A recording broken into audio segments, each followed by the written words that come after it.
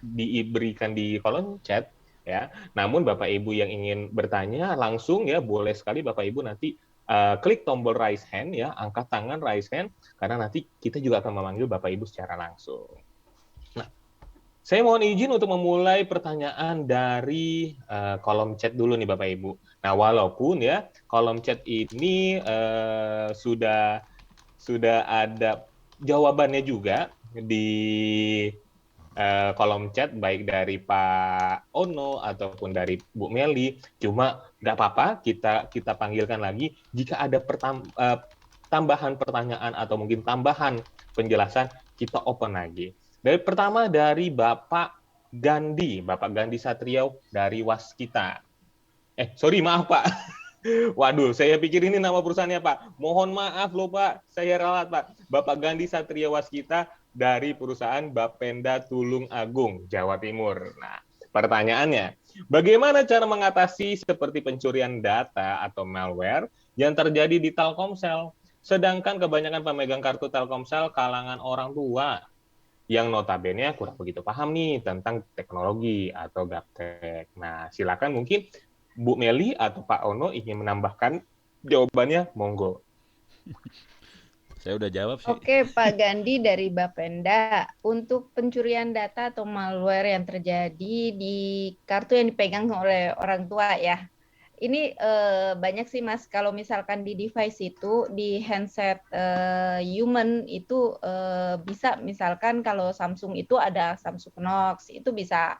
Kemudian bisa MDM. Nah, kalau mau lebih advance lagi pakai IoT Sphere, artinya pakai kartunya Telkomsel IoT. Nah, kalau misalkan itu dari teknologi, tapi kalau dari people-nya karena ini orang tua agak susah juga ya. Kalau saya selalu bilang ke ibu saya jangan asal klik. Jadi kadang kalau ada pop up atau misalkan di YouTube itu ada iklan atau apa, itu jangan langsung beliau tahu download itu berarti terdownload, tapi beliau nggak tahu ini gunanya apa gitu. Mungkin perlu dikasih tahu, nggak perlu klik-klik, klik aja yang memang bisa dilihat. Itu kalau secara people-nya ya Mas ya gitu.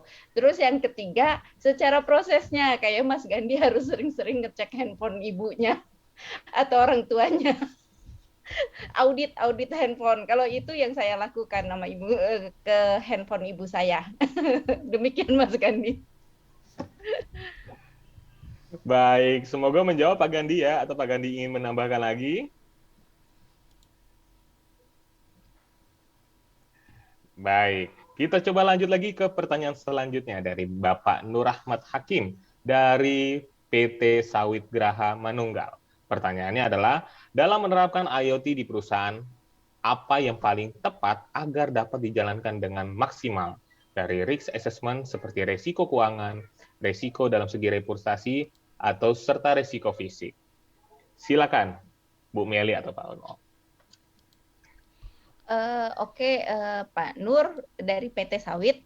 Jadi sebenarnya nggak cuman di IoT ya. Secara kalau misalkan kita bikin bisnis, beberapa risiko memang saya yakin di perusahaan Bapak pun udah ada ya polisi untuk misalkan bagaimana memitigasi kalau terjadi resiko, gimana buat assessing resiko pada awalnya ketika bisnis itu pasti ada gitu. Nah, dari Telkomsel sendiri kita menyediakan IoT Sphere ini adalah bagian dari teknologi kita ngebantu customer kita untuk mendapatkan traffic yang lebih aman, yang lebih eligible. Ini dari sisi security-nya, dari sisi teknologinya.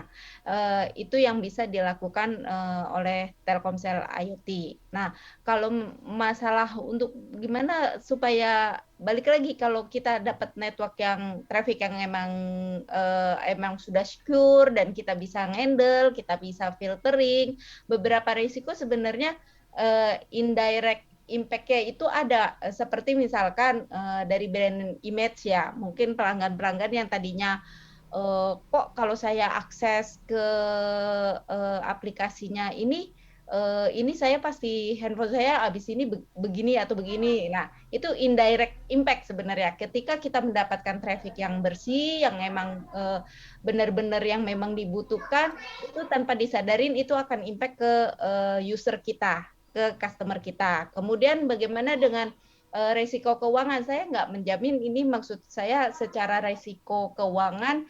Kalau masalah transaksi keuangan yang mungkin lewat internet, ini kita bisa bantu dari secara teknologinya. Jadi kita memang balik lagi ini kerjasama antara dua belah pihak ya, Telkomsel dan perusahaan Bapak gitu.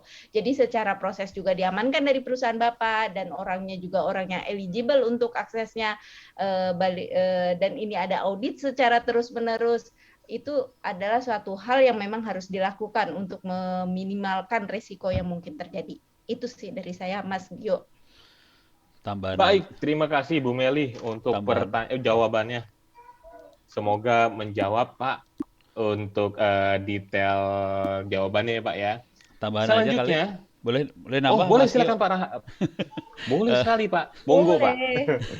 Enggak, ini buat risk assessment. Mungkin ada baiknya belajar yang namanya risk assessment sendiri ya. Itu ISO 31.000.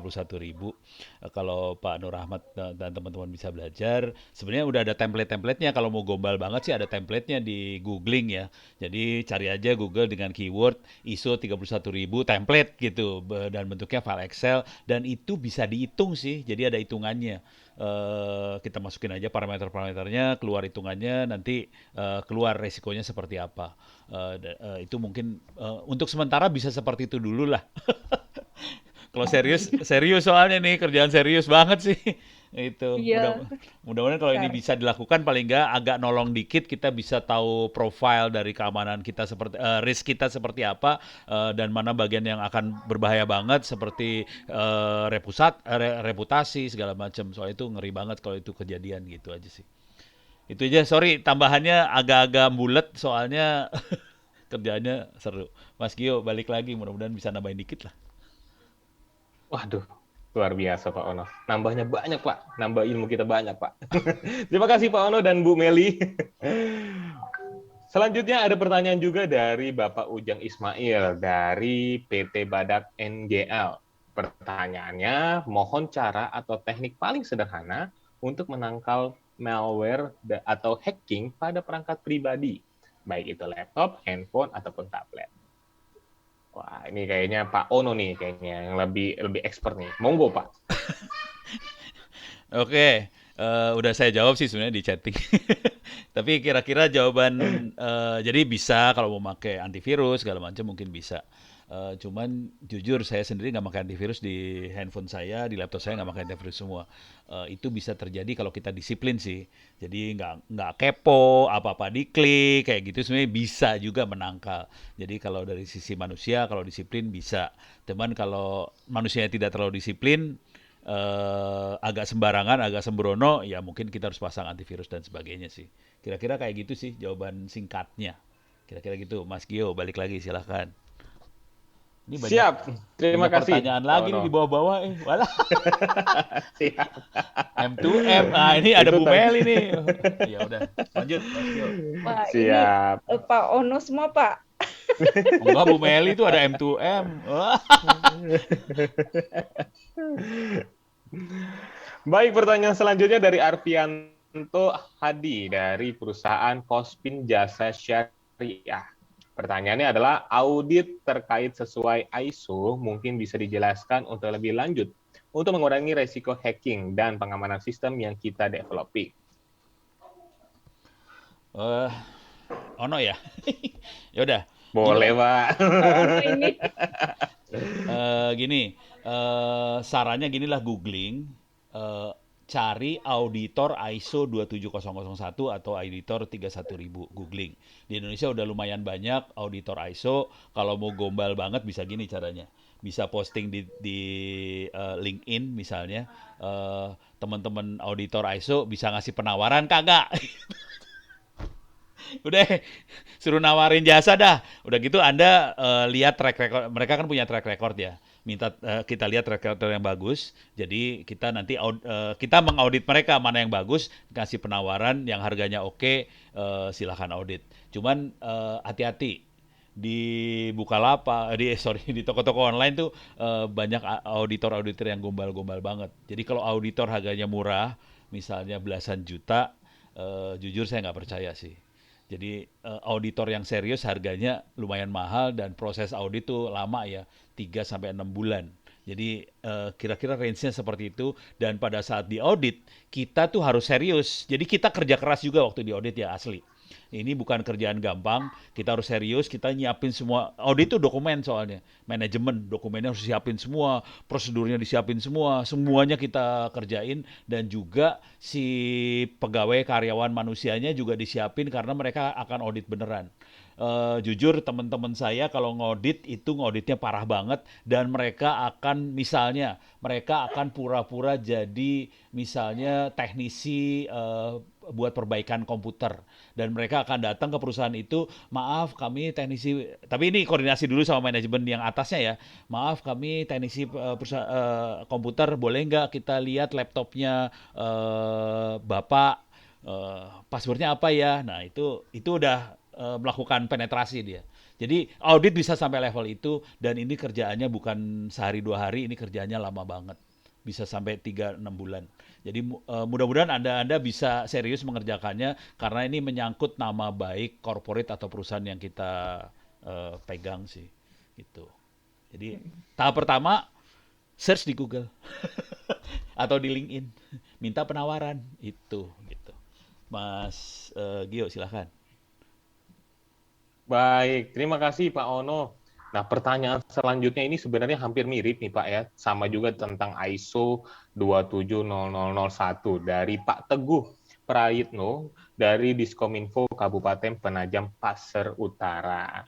Nah, beliau juga bertanya hal yang sama tadi Pak ya, bagaimana caranya institusi kami mendapatkan ISO 27001. Iya itu tadi. Kurang lebih sama ya Pak Ono ya, tadi ya Pak ya. Ya. Nah, jadi jangan tergiur ya Pak Teguh, kalau tadi kata Pak Ono jangan tergiur harga yang murah ya kan atau yang mungkin ya sangat jauh dengan yang lain karena biasanya tadi ya Pak ya kisarannya sekian dan juga waktu yang dibutuhkan bisa 3-6 bulan.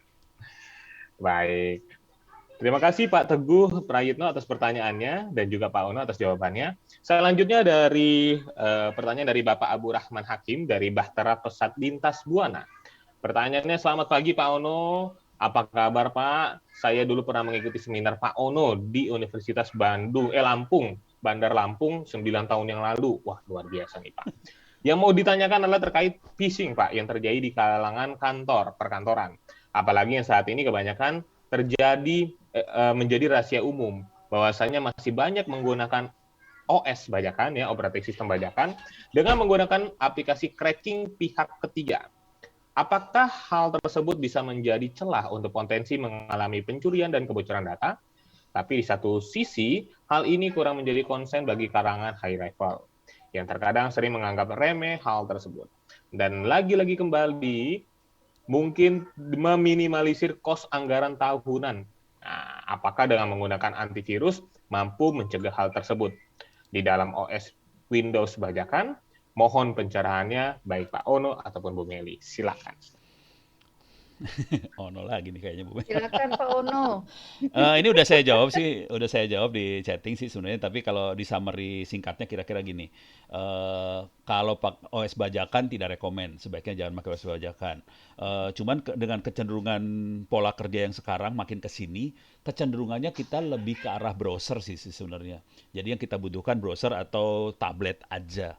Jadi kita kadang-kadang nggak terlalu butuh komputer banget.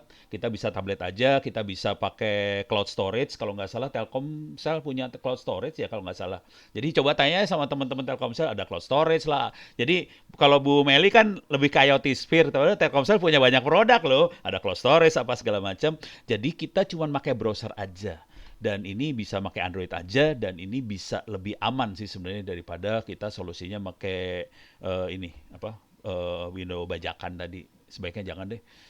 Itu aja sih poinnya. Tapi bisa dibaca lebih lengkap di jawaban saya ada kalau nggak salah. Pak Bu Meli mau tambahin Barangkali teman-teman Telkomsel mau tambahin nih urusannya supaya pola kerja kita tidak pakai komputer sih sebenarnya. Pakai tablet aja, pakai Android aja gitu. Bu Meli, silakan Bu Meli. Sudah Pak Ono, Oh dari Pak sudah, Ono ya udah, sudah oke oke menjawab. oke, ya udah. Mas Gio, silakan. Bu Meli orangnya Siap, suka Pak malu-malu sih. Ono dan Bu Meli.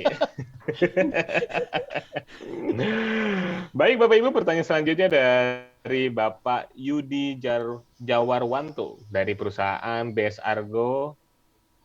Pertanyaannya adalah bagaimana cara mengetahui perangkat HP maupun PC dalam keadaan yang hibernate atau sedang aktif, perangkat tersebut dihack di dalam DOS. Apakah ada aplikasi untuk mendeteksi hal tersebut?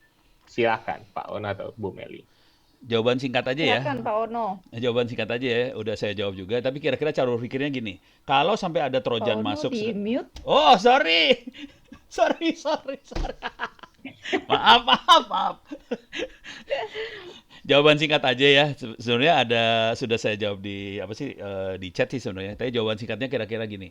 Kalau kita pengen tahu aplikasi handphone atau smartphone atau handphone atau PC kita itu walaupun kelihatannya kayak hybrid tapi ada trojan di dalamnya, kita bisa ngelihat dari aktivitas di handphone tadi. Misalnya kok tiba-tiba sambungan internetnya nyala, lampu buat sambungan internet nyala-nyala, harddisknya nyala-nyala. Nah, itu ada tanda-tanda ada aplikasi yang jalan walaupun itu dia harusnya standby atau hibernate. Jadi kira-kira tanda-tandanya seperti itu. Kalau ada seperti itu berarti kemungkinan ada software yang nggak beres ada di dalam kita. Biasanya solusi yang saya lakukan kalau itu handphone biasanya cara saya agak kasar banget. Saya suka factory reset aja, udah. Tapi jangan restore aplikasi. Jadi restore aplikasinya harus install aplikasi satu-satu lagi. Jadi jangan aplikasi yang di backup di restore semua. Bahaya banget soalnya itu trojannya jadi masuk lagi. Kira-kira kayak gitu sih. Itu jujur waktu itu ada orang sampai datang ke rumah saya sampai nangis-nangis urusan itu loh. Saya sampai bingung. Gitu. Pak Gio silakan balik lagi. Baik, terima kasih Pak Ono. Bu Meli ada tambahan, Bu? Enggak. Siap. Saya belajar banyak dari Pak Ono. Baik, selanjutnya ada yang menarik lagi nih Bapak Ibu Ini ya. ada buat Bu Ini Meli dari padahal tuh ada M2M IoT ada loh. Di bawah-bawah. Sok Mas Gio. Siap. Segera kita akan ke sana, Pak. Nah, ini ada yang menarik dari Bapak atau Ibu Anggali ya. Beliau bertanya beberapa waktu lalu perusahaannya terkena serangan ransomware dengan impact file berubah menjadi .com. Dan pesan masuk dari penyerang bahwa jika 2 kali 24 jam tidak melakukan penebusan kode, maka file akan rusak permanen. Apakah tidak bisa ditebus file-file tersebut? Apakah jika tidak ditebus, file-file tersebut masih bisa kembali? Nyerah tuh ransomware nyerah. Ini saya udah jawab juga di chat sih sebenarnya. Cuman jujur saya sendiri nyerah sama ransomware. Pak Nur salah satu teman-teman peserta juga ngasih komen dia pakai SolarWinds untuk monitorin NAS yang ada di kantornya dia. Jadi itu mungkin bisa dipakai sebagai alternatif. Cuman kira-kira gini cara berpikirnya. Ini saya waktu itu ada kegiatan sama teman-teman. Ini jadi maaf ini jadi kayak iklan ini nggak enak juga nih. Sama teman-teman di Dell. Dell. Ya ini jadi nyebut produk lah. Tapi kira-kira solusinya untuk ransomware adalah backup, restore. Jadi dan kebetulan solusi yang mudah-mudahan teman-teman Telkomsel bisa punya solusi yang sama sih. Jadi backup, restore. Jadi Telkomsel sendiri kan ada cloud tuh bisa dipakai buat backup. Tapi di Dell itu ada tambahan dia punya machine learning untuk deteksi ini file kena ransomware apa kagak. Jadi kalau kedeteksi sama machine learningnya dia punya ransomware langsung diputus semuanya dan backup restore terakhir itu akan di-delete, backup terakhir di-delete dan kita punya backup yang sebelumnya yang sebagai solusi kira-kira kayak gitulah. Pak Gio, silahkan. Tapi ini gue jadi iklan nggak enak ya. Ntar tanya sama Telkomsel ya, apa-apa, Pak. ada yang kayak gitu kagak? Gue kayak enak. Mas Gio silahkan. Siap. Nah, ini mungkin seperti yang saya infokan tadi ya Bapak Ibu ya. Semoga jangan sampai ada lagi yang mengalami hal yang serupa seperti Bapak atau Ibu Anggalih ya. Jadi sebelum terkena serangan-serangan seperti ini, nah Kami di Telkomsel sudah punya antisipasinya IoT Sphere ini. Ya, semoga Bapak Ibu tidak mengalami hal yang serupa nih dengan Bapak atau Ibu Anggali ya, karena kita di Telkomsel sudah membantu untuk mengantisipasi serangan-serangan itu. Soalnya ransomware susah banget Baik, sih, asli. Ransomware susah. Enggak, silakan Mas Gali. Sorry. baik, terima kasih Pak Ono. Selanjutnya pertanyaan dari Bapak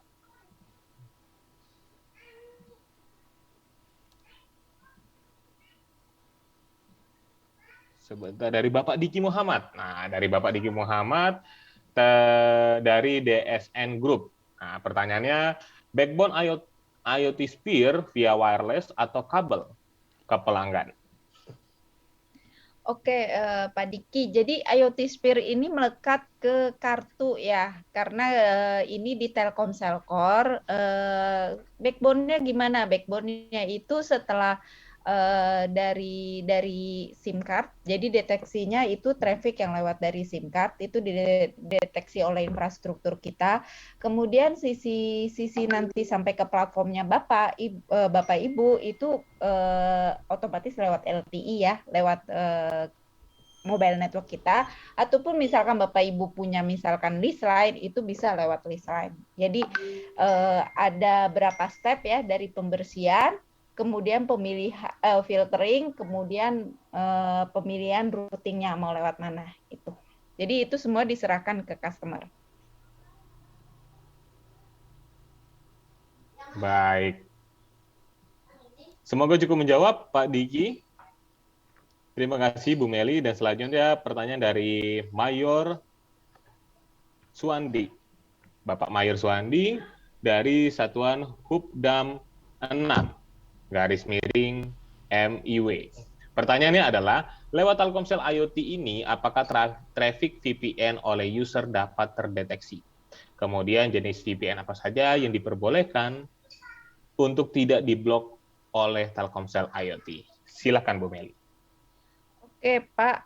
Kalau buat VPN itu sebenarnya traffic-nya udah secure ya. Kita nggak bisa encrypt traffic yang lewat VPN gitu.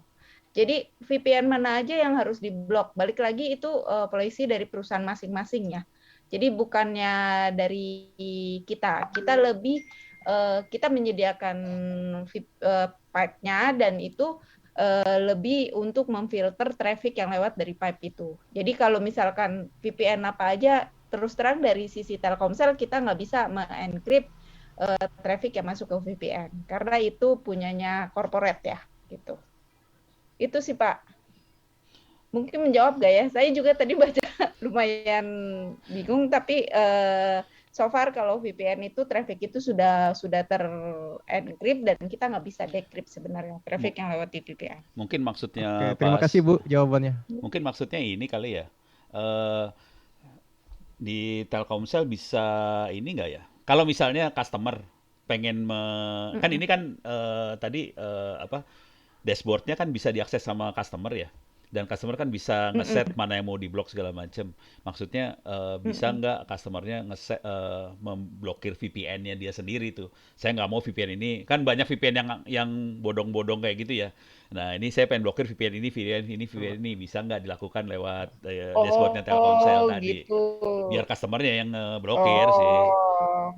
Iya, itu bisa aja. Balik lagi polisi perusahaan masing-masing ya, Ya. Pak ya, perusahaan Bapak Ibu sekalian. Jadi platformnya Telkomsel siap, cuman settingannya dilakukan oleh customer aja. Settingannya gitu. dilakukan oleh customer. Gitu. Ya, gitu sih kira-kira. Mas Gio, silahkan Mas Gio. Terima kasih Pak Ono. Jangan senyum Terima kasih, aja Mas Bu. Gio. Baik. Terima kasih Bu Meli dan juga Pak Ono. Terima kasih juga Pak Mayor untuk pertanyaannya Pak. Selanjutnya ada pertanyaan dari Bapak Igede Dedi Sanjaya dari perusahaan BP Palu Loka Dana Utama. Pertanyaannya, setelah kita menggunakan IoT Sphere, apakah masih bisa dilakukan phishing dengan Linux? Silakan Bu Meli atau Pak Iwan.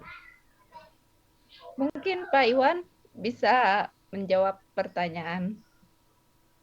Oke, sedikit tambahkan. Jadi ketika dengan IoT Sphere itu kan kami bisa dilakukan policy untuk membatasi URL yang akan diakses ya. Jadi biasanya kalau phishing itu kan ketika kita klik itu menuju ke suatu URL yang ada di situ, yang disembunyikan lah di situ. Nah, artinya ketika URL itu tidak terdaftar dalam policy kita, itu secara otomatis akan terblok. Jadi tidak akan lewat dari IoT Sphere. Seperti itu, Bu Meli. Terima kasih. Jadi IoT Sphere ada whitelist, blacklist gitu ya.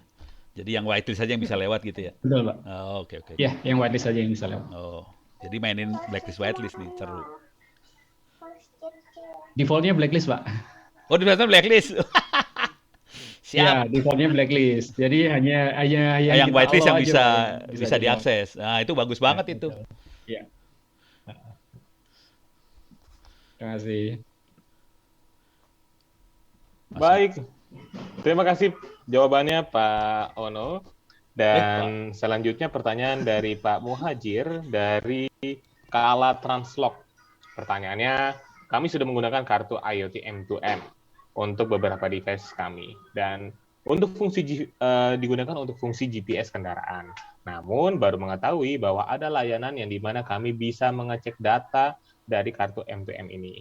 Data-data seperti apa saja yang bisa didapatkan? Silakan Bu Meli atau Pak Iwan. Oke, buat kartu M2M sudah menggunakan kartu M2M dan bisa mengakses data ya. Nah, sebenarnya kalau misalkan kartu IoT sendiri, Pak, kan mungkin Bapak sudah familiar ya dengan IoT Control Center. Di IoT Control Center itu beberapa hal bisa Bapak akses ya, kayak misalkan mau ngaktifin kartu, deactivate kartu, kemudian mau upgrade kuota data itu bisa dilakukan sendiri oleh customer, termasuk mau mengirimkan alert ketika excess usage terjadi, itu bisa dilakukan. Nah, IoT Sphere sendiri ini sebagai tambahan untuk security-nya. Jadi kalau tadi kita ngomongin tentang traffic yang general, maka dengan IoT Sphere ini beberapa manfaatnya yang tadi mungkin yang paling ketara adalah traffic yang lebih aman. Kemudian ini juga ada filtering traffic. Kemudian juga kita melakukan blacklist dari traffic yang lewat, dan whitelist itu buat yang di allow ya, tadi seperti Mas Iwan lakukan, itu adalah tambahan di IoT Sphere-nya. Sedangkan data-data apa aja yang Bapak bisa lihat dari dashboard control center, mungkin Bapak bisa, kita kebetulan tiap 2 minggu ya Mas Gio, itu ada training untuk control center, mungkin Bapak bisa ngubungin AM-nya, nanti dari AM-nya nanti bisa didaftarkan untuk training control center ini Pak. Jadi dari dashboard itu Bapak bisa dapat semua data Bapak, termasuk in session, berapa sebenarnya kuota udah kepake, kemudian red plan yang Bapak punya apa aja, itu bisa dilihat semua di control center. Kalau yang dimaksud datanya demikian ya Pak. Mungkin menambahkan dikit Bu Meli, mungkin data yang bisa dilihat ketika menggunakan IoT Sphere ya. Nah, di situ ada data IP destination ya. IP destination-nya berapa yang diakses, kemudian IP source-nya berapa, portnya berapa, kemudian berapa megabyte atau berapa kilobyte data usage itu dipakai oleh pelanggan, oleh MSSDN mana. Jadi kalau sebelumnya di control center itu cuma bisa melihat usage-nya ya. Usage-nya itu secara global berapa. Nah, kalau menggunakan IoT Sphere nanti bisa lebih dispesifik lagi, ke IP ini berapa, ke IP ini berapa, ke IP ini berapa. Apakah ada anomali pemakaian yang harusnya cuma ke IP A ternyata dipakai buat YouTube dan sebagainya. Nah, itu bisa dilakukan. Bisa dilihat di dashboard IoT Sphere. Itu per MSDN juga sekalian ya. Jadi kelihatan ya per user. Bisa per MSDN. Mateng lu user. Cuman kalau untuk data dalamnya nggak bisa kelihatan. Oh iya, misalnya payload kita nggak kelihatan. Itu akses apa gitu, nah itu kita nggak bisa kelihatan. Ya, foto mana yang gua ambil nggak kelihatan kan, yang itu penting itu. Nggak kelihatan, Pak. Jahat gue. Lanjut, Mas Gio. Baik, terima kasih Pak Iwan dan juga Bu Meli untuk jawabannya. Selanjutnya dari Pak Randi. Nah, Pak Randi bertanya, ada server yang pernah dihack, apakah Telkomsel IoT Sphere bisa melihat histori yang menyerang server tersebut? Silakan Bu Meli atau Pak Iwan. Silakan Pak Iwan. Kalau customer sudah langganan IoT Sphere bisa kelihatan ya IP-nya. Tapi kalau belum belum bisa karena belum ada dashboard yang mencatat ya, Pak. Mungkin itu. Cuman Terima kasih. ini saya mungkin tambahin aja. Jadi yang dicatat sama teman-teman IoT Telkomsel IoT Sphere itu kan IP ya. IP sama port kali dicatat. Ya, betul. Cuman tadi seperti Pak Iwan bilang kan payloadnya nggak bisa dilihat gitu. Jadi payload harus dilihat di log dari server yang diserang. Jadi kita bisa lihat IP, port. Nah untuk konfirmasi selanjutnya harus ngelihat log juga sih di servernya biar kelihatan. Cara nyerangnya seperti apa sih? Nah itu bukan urusan IoT Sphere tuh kayaknya. Tambahan aja kali. Bener ya Betul. Pak Iwan ya? Mohon konfirmasi aja. Betul. Ya, terima kasih tambahannya Pak Ono. Ya, Pak Gio, Mas Gio silakan.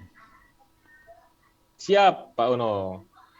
Selanjutnya ini pertanyaan terakhir nih Bapak Ibu ya. Ini dari Pak Rahmat dari aplikasi Nusa Lintas Arta. Nah, pertanyaannya, kami telah bekerja sama dengan Telkomsel untuk IoT SIM card terkait coverage 4G yang sangat luas.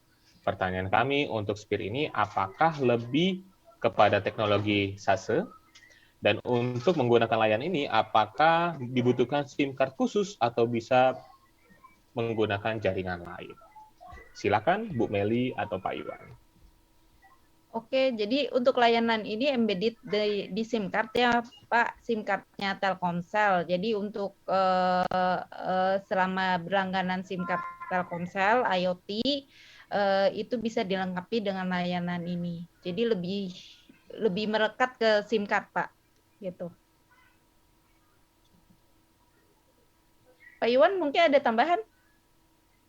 Betul Bu, jadi layanan IoT Sphere itu untuk berada di SIM card. Nah kalau SASE itu mungkin tadi kan Bu Meli sempat presentasi perbandingan antara MDM, IoT Sphere dan satu lagi SD-WAN ya. Nah kalau SASE itu lebih ke SD-WAN-nya.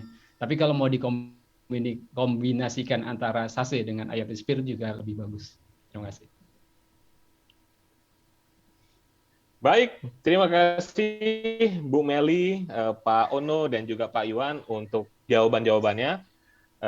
Mudah-mudahan seluruh pertanyaan, kalau tadi saya udah bongkar-bongkar, wah ini sudah kita jawab semuanya nih ya. Tapi ingat Bapak Ibu ya, Bapak Ibu masih memiliki kesempatan untuk berdiskusi lebih lanjut nih Bapak Ibu ya, melalui scan QR code ya, ataupun juga Bapak Ibu bisa akses link ya di Telkomsel di tsel.me/survey IoT Spheres. Jangan lupa Bapak Ibu ojo lali ya, bagi pengisi survei terbaik ya, pengisi survei terbaik akan mendapatkan saldo link aja Rp100.000 untuk 25 orang yang beruntung ya. Nah, selanjutnya Bapak Ibu ya, kita akan mengumumkan hadiah ya, hadiah-hadiah yang cukup menarik ya, baik dari sesi tanya jawab hari ini. Dan kami Telkomsel pun mendapatkan banyak feedback sekali nih Bapak Ibu ya, dari kebutuhan dan juga tantangan yang dihadapi dalam menghadapi ancaman cyber terhadap perusahaan Bapak Ibu sekalian. Nah, sekarang saatnya ini sesi yang sudah kita tunggu-tunggu ya. Hari ini kita akan membagikan door prize yang sangat menarik, yaitu 3 buah Orbit Z1 untuk